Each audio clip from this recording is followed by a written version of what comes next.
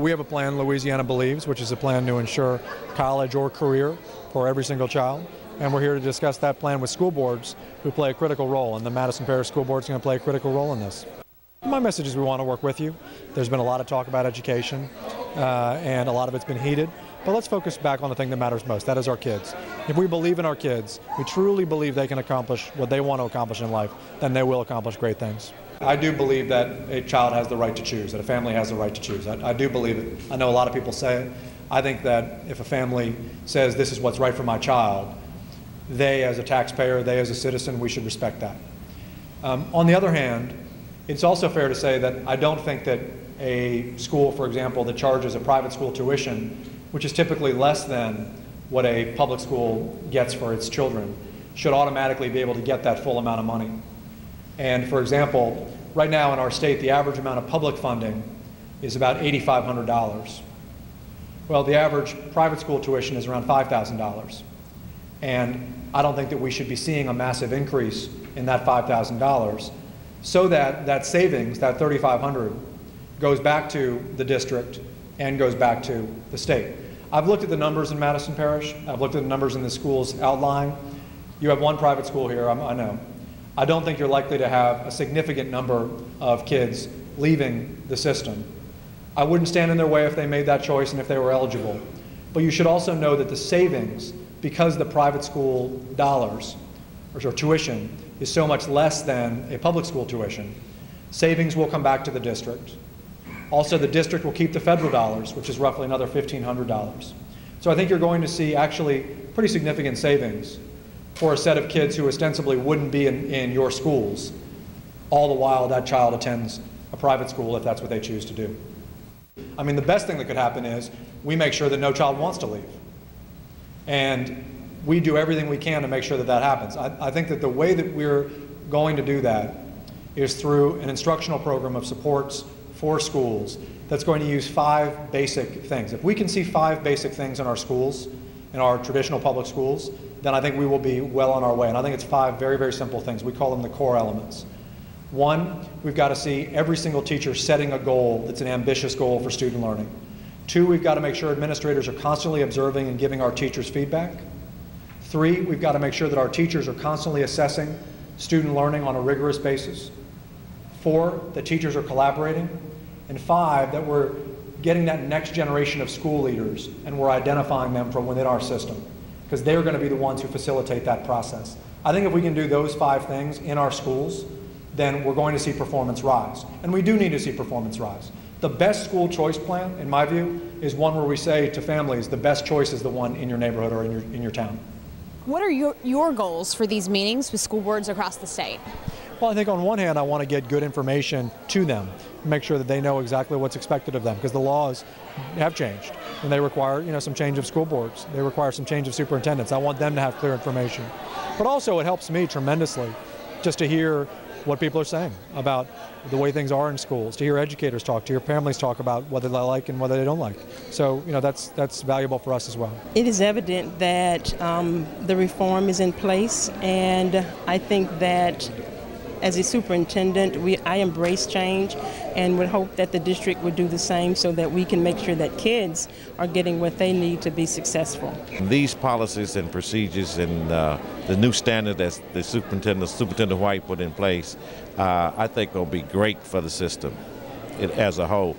So if the board not fight the policies and the procedures and the standards that's out there, I think it's going to better education overall for everybody. Some of the kids have not been as active in one of the things he mentioned, that's dual enrollment.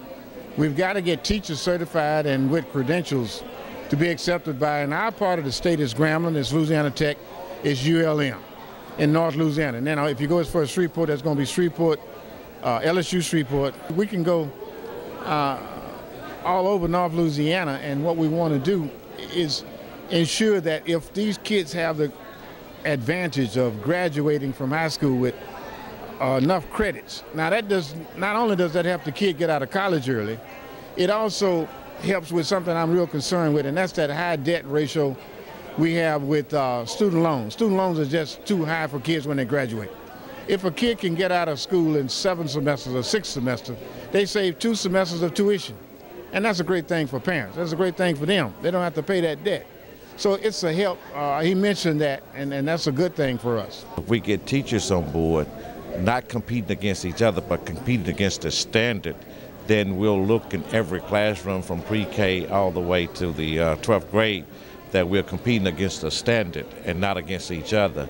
And once that goes into place, then the students, it will feed off onto the students, and the students begin to learn and create a learning atmosphere. And that way we'll put education as a priority within our community. That's my hope. What would be your suggestion to other school boards and communities across the state? That they would work in a collaborative manner to have a uniform curriculum of sort.